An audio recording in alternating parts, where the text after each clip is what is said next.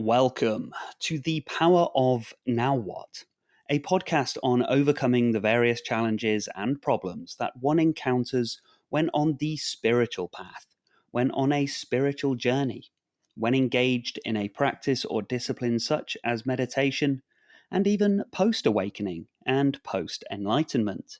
This is episode 19 on the subject of what is the meaning of life?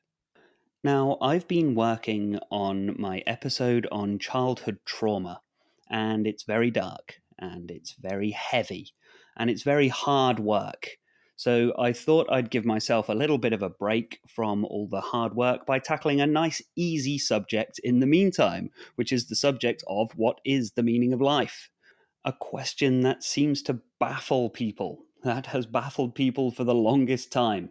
And to quote the architect from The Matrix Revolutions, while that question is the most pertinent, you will find it is also the most irrelevant. Everybody asks this question at some point in their life. What is the meaning of life? What is the point of all this? And nobody ever really finds a satisfactory answer. But this is a red herring. This is a trick of perception, as with most things, as with most of the biggest head-scratching problems that humans ever encounter. It's a problem with the tools that we're working with. We ask the question, and then we become frustrated when we can't find the answer. But this does not show that there is no answer. What this shows is that there is no question. This is crucial to understand if we want to truly come to a place of pure inner peace and inner security. It's not that the answer doesn't exist, it's that the question doesn't exist. There is no such thing as a question. We made it up. That is the tool that we are working with is the human mind. And as usual, human beings, we mistake the menu for the meal and we eat the menu and then we're wondering why we feel so dissatisfied. So we ask this question and we find that there is no satisfactory answer to the question.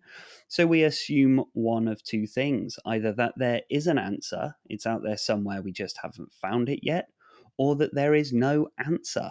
So when it comes to what is the meaning of life, we could either conclude that there is a meaning to life, it's just that we haven't found it yet, or we could conclude that there is no meaning to life. And both of those responses to the question leave us feeling a little bit flat and gives us no small amount of frustration and perhaps even existential terror.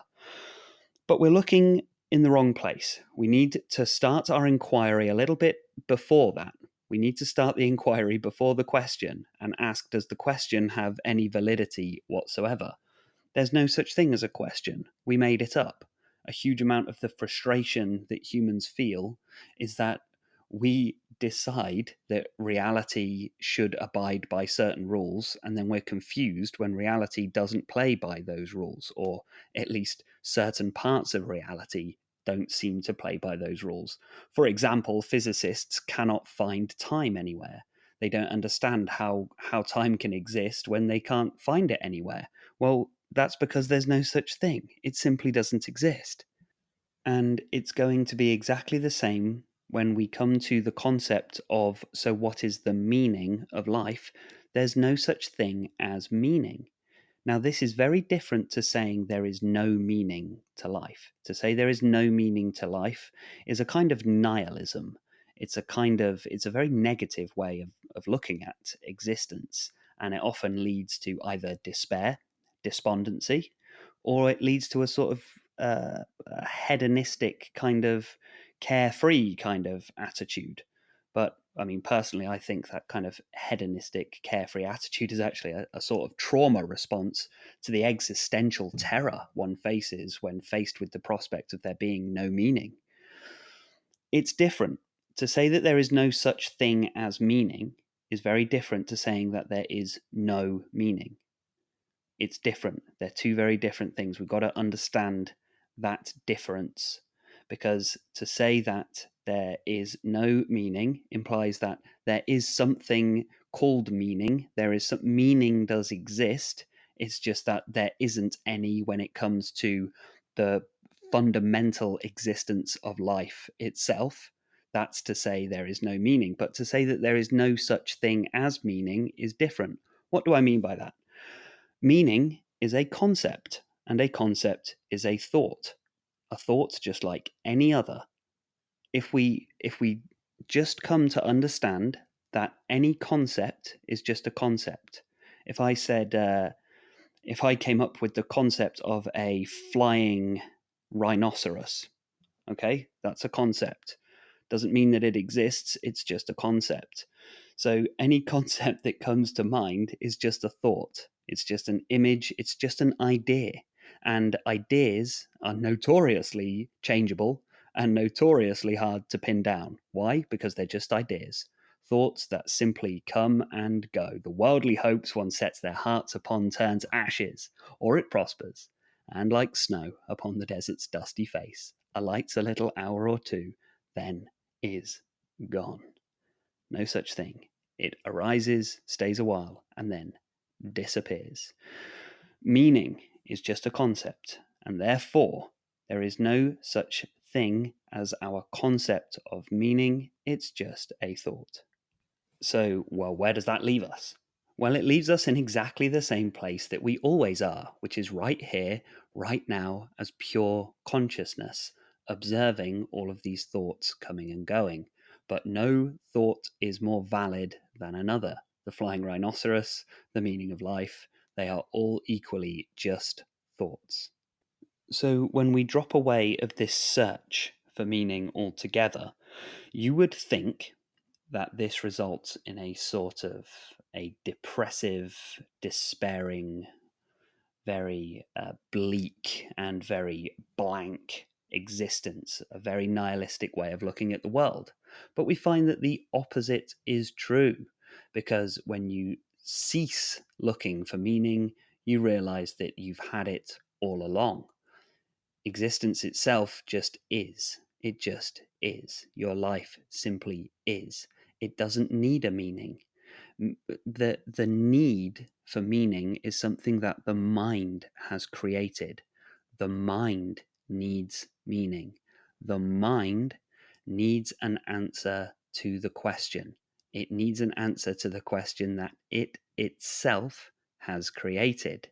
But you, pure consciousness, you, existence, you, life itself, doesn't need any meaning.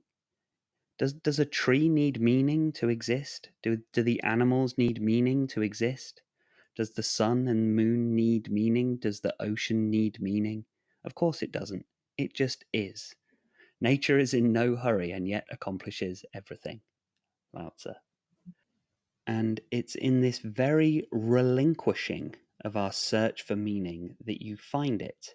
You simply find that, oh, I am already fulfilled. I already have a satisfactory answer. I arrived with the satisfactory answer. It's already been answered. It's done. It's the creation of the question, what is the meaning, that creates the dissatisfaction.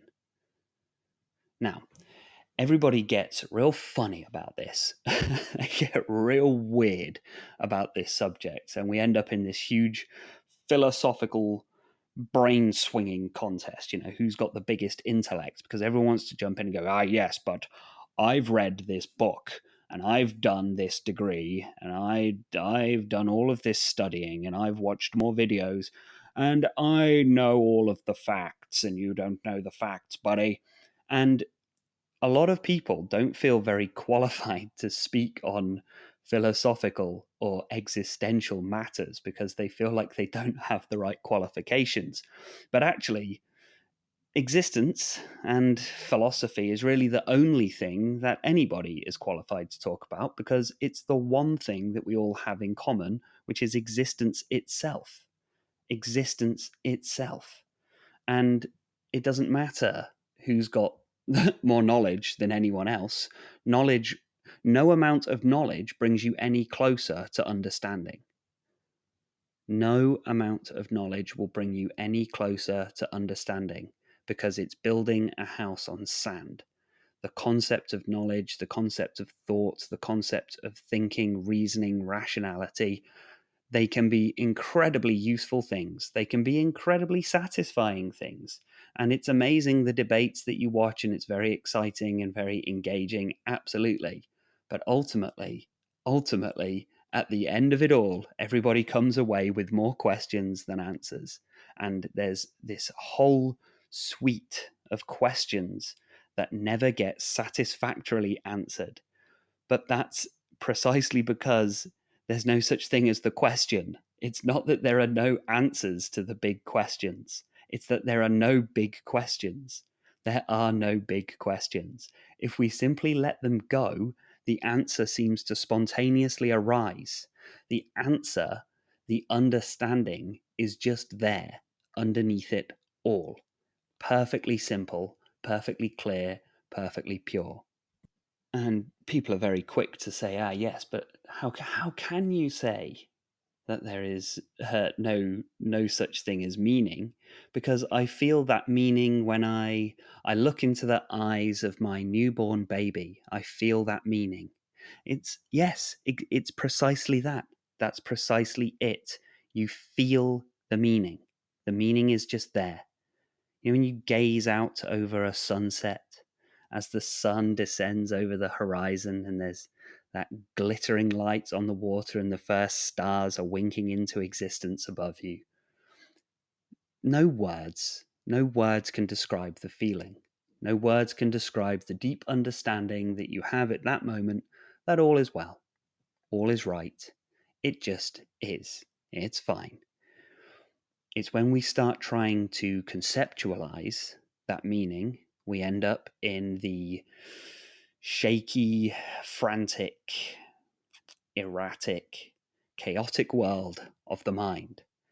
And the mind only causes confusion. And then we also come to the problem of suffering. You say, but if there's no meaning, then what about all this suffering? Why do we suffer? Well, exactly. By relinquishing the meaning, there is no longer suffering. There is just experience itself.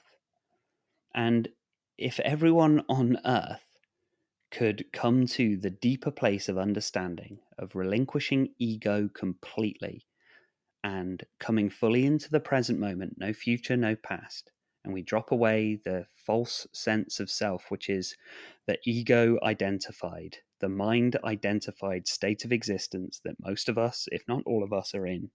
If we can simply begin to erode and dissolve that false belief and come instead to the recognition that we are infinite, pure, universal consciousness, we'd no longer be fighting in wars. We'd no longer be hoarding resources and keeping them from others. We'd no longer be scrabbling around in this desperate, frantic, violent way that we've come to organize ourselves on this planet. It's utterly insane. It really is. I've said it many times, but I'll say it again. Just because something is normal doesn't mean that it's healthy. And just because something is normal doesn't mean that it's sane. And we have ended up in a bizarre situation on Earth. It's madness. It's a mass delusion. The whole planet is suffering from a mass hysteria, and this mass hysteria is the belief that you are an individual, temporary, finite, separate self. Now, this concept of meaning, now coming to this realization, the realization of the true self behind it all, which is that infinite universal consciousness. This is what happens in awakening and enlightening, becoming enlightened. And at that moment, all questions vanish because the questioner vanishes.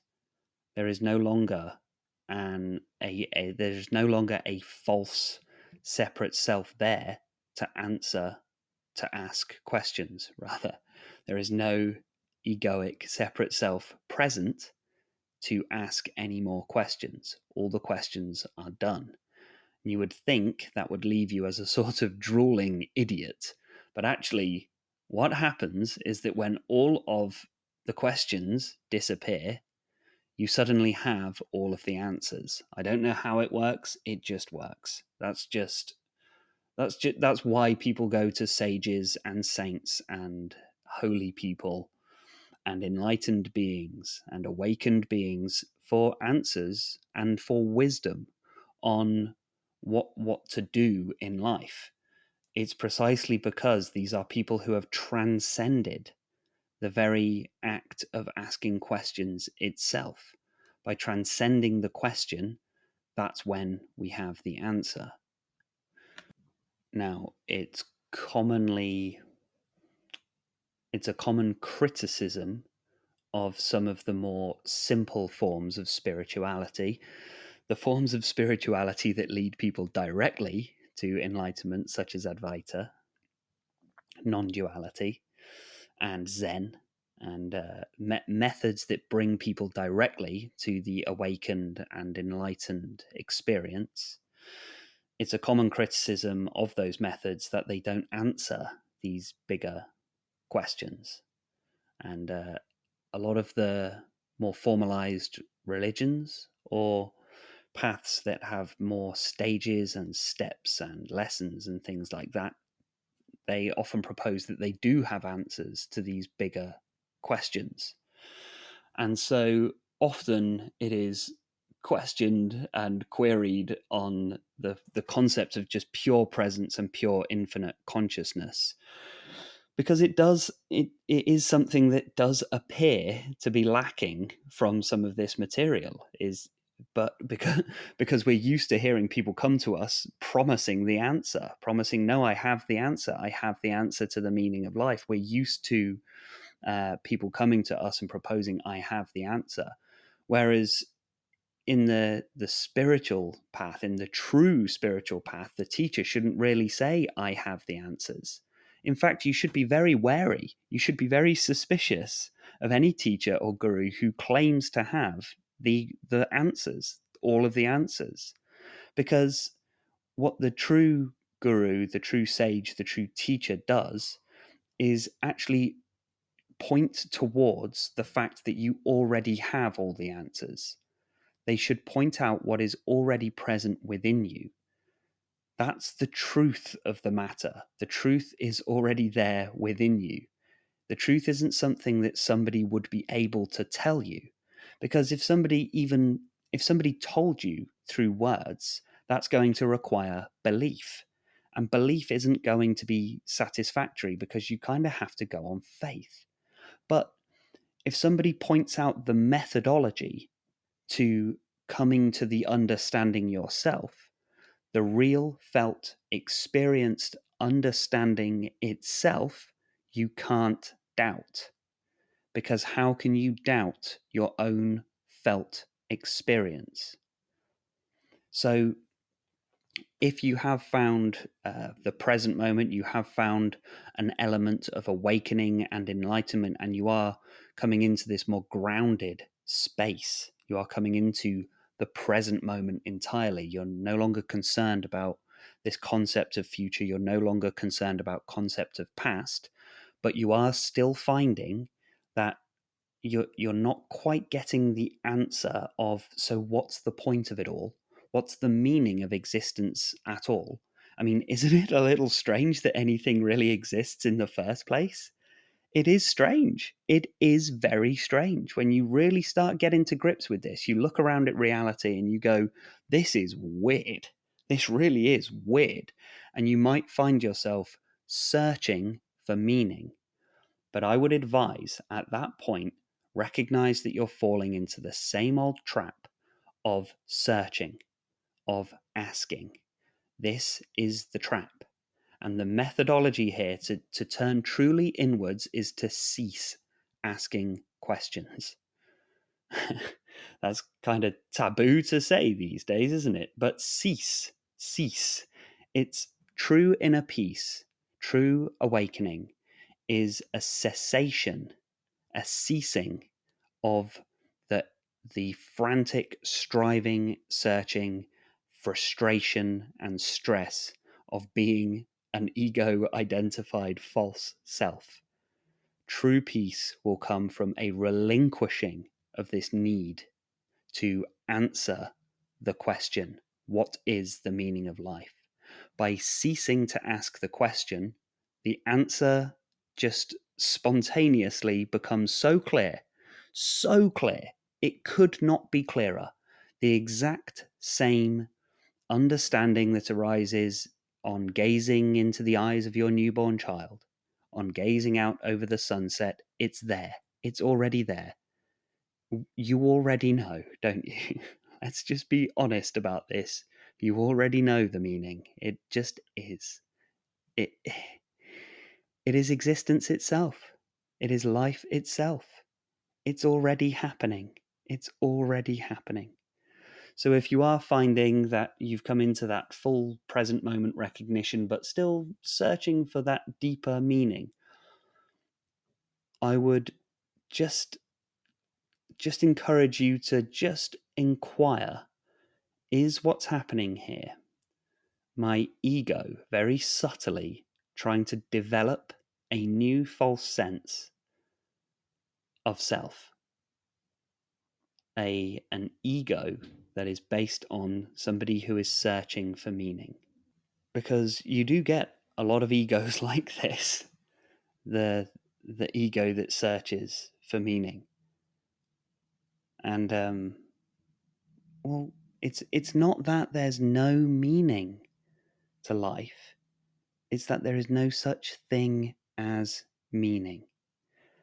It simply is just another red herring, another false flag. It's just another trap, another question that puts you on the hamster wheel of the mind, that has you feeling like you're going somewhere, but you're not. It's just if you're on a treadmill and you have a screen in front of you that makes it look like you're going somewhere, you're running through a forest, you could trick yourself into thinking that, yes, I'm really running through this forest. I'm really racking up the kilometers here. You're not racking up the kilometers at all. You're jumping up and down on the same spot. In fact, that's a good analogy. I've only just thought of that one, but the treadmill is a very good analogy for the ego-identified life. You look at the screen and you think, yeah, I'm getting a lot of miles in here. I'm getting a lot of kilometers in here. But the reality of the fact is that you're just jumping up and down, exhausting yourself on the same spot. You're not actually traveling any distance at all. That's quite a good metaphor. I'm going to remember that one. So the search for the meaning of life. When you are on the spiritual path, I think what tends to happen is that because you get into this much more fulfilled and deep place, you can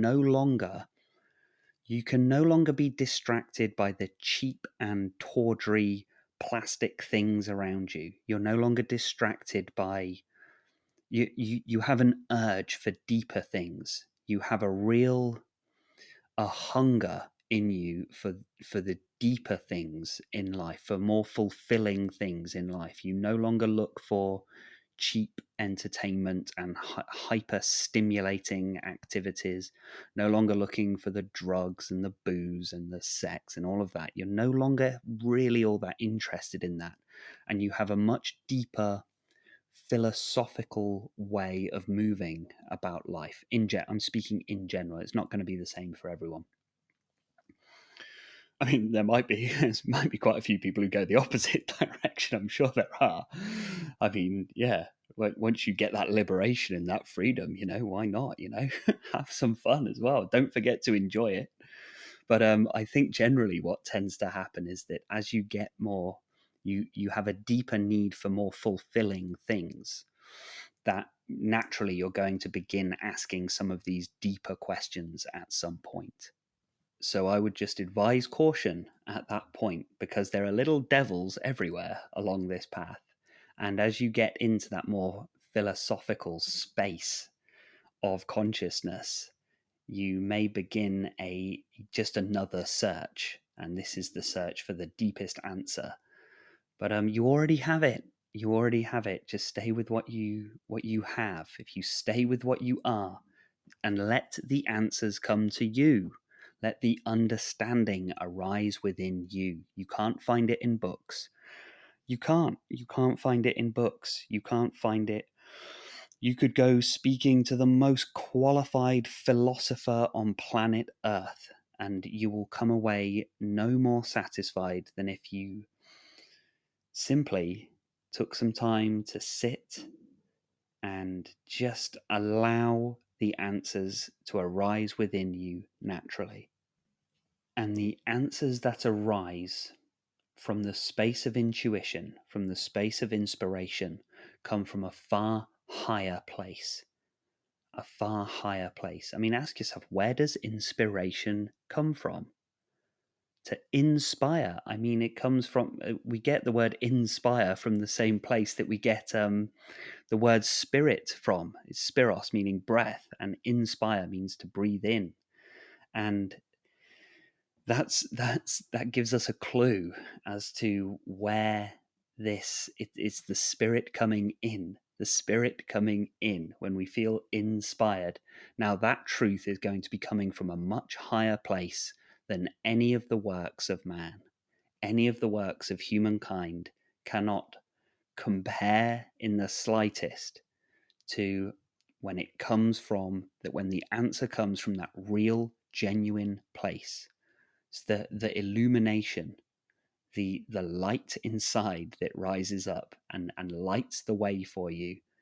It's a knowledge that can't be put into words. It's a truth that cannot be communicated to others. It can't be transmitted. It has to come from within, because that truth that comes from within is undeniable, and you will know it when it arises in you. Which does bring us to the rather difficult subject of, is there a God? Wow, am I really going to go down this rabbit hole? Yeah, let's do it. Let's follow the white rabbit. So, is there a God? Well, you tell me. You tell me. I mean, could anybody tell you whether there is or isn't a God? Could anybody tell you that? How can you take their word for it? The answer lies within. I mean, even the most dogmatic, the most staunchly faith-based religious person would agree that God is everywhere.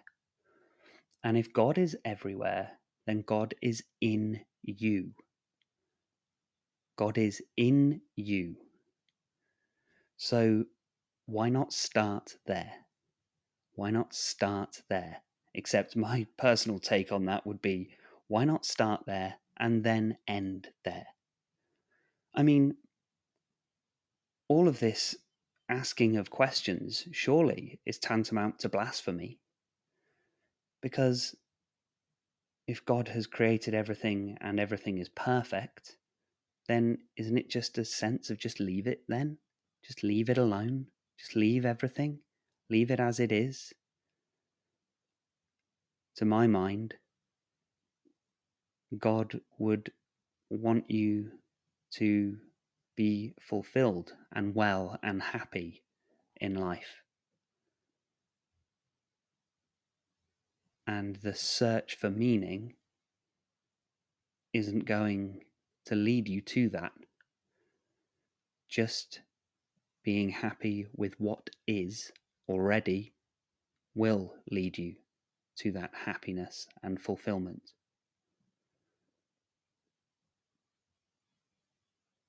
I'm not going to go any further into the debate over the existence of God, because I think that's a minefield. Maybe that is a podcast for another day and outside the scope of this particular one today, in which I'm focusing mostly on the meaning of life.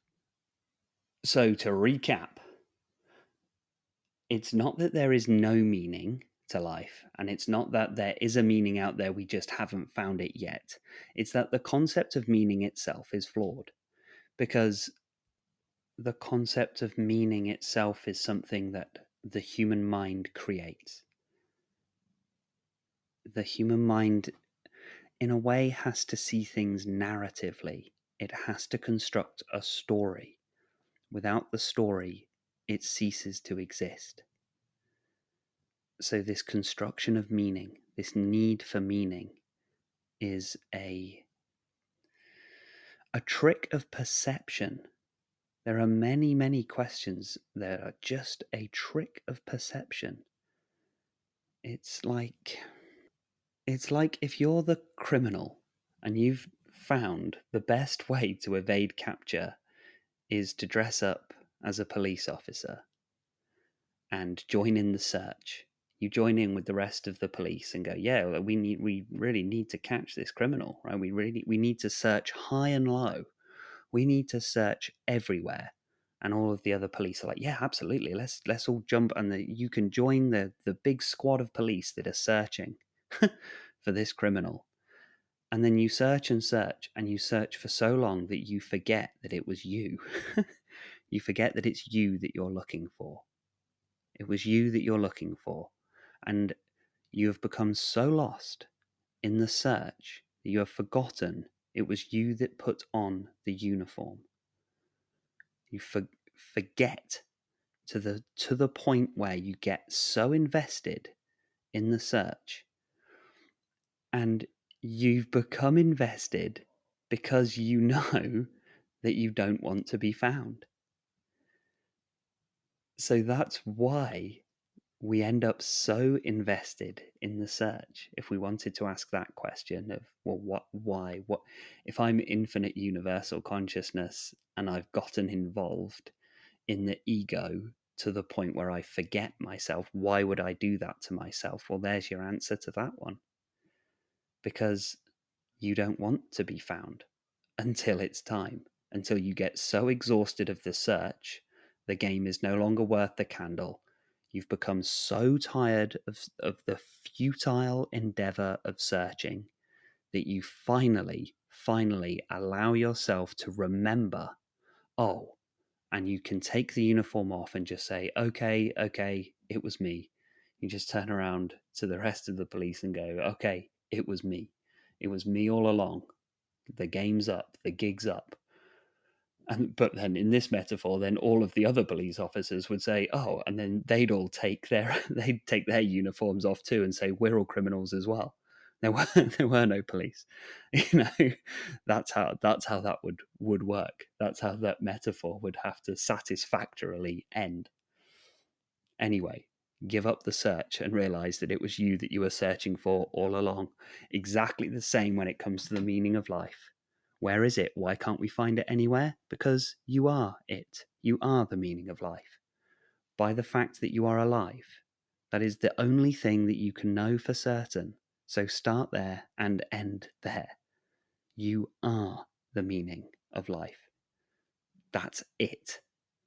I'm sorry it's not more profound and mind-blowing than that. It's enlightenment is just ordinary, everyday experience, but without the mask. That's all it is. And it won't absolutely blow your mind until it's become fully embodied within you.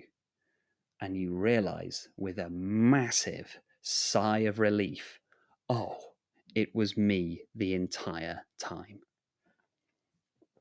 That's all I have for you today. As I say, nice easy one, nice simple subject, nice easy one to answer. Thought I'd give myself a little bit of a break from the hard work of the very dark, heavy subject matter that will be in the following podcast. Thank you so much for listening, everyone. Make sure to follow me on YouTube, Corin Bryant, if you follow me on Spotify, and make sure to follow me on Spotify, The Power of Now What, Overcoming Awakening Problems. If you follow me on YouTube, you can find me on Instagram, Corin_Bryant_. If you wanted to message me about anything. And please check out my other videos on meditation, health, and well-being. Oh, I've also started a Substack, which is a place where I can upload some of my writings as well as some of my guided meditations, and I'll be branching into videos and more structured spiritual teachings as well. So you can find me on Substack. I am going under the name of Still Now on Substack. That's everything today, team. Thank you so much for listening. It's an absolute pleasure recording these. It really is. Take care, be well, and stay present.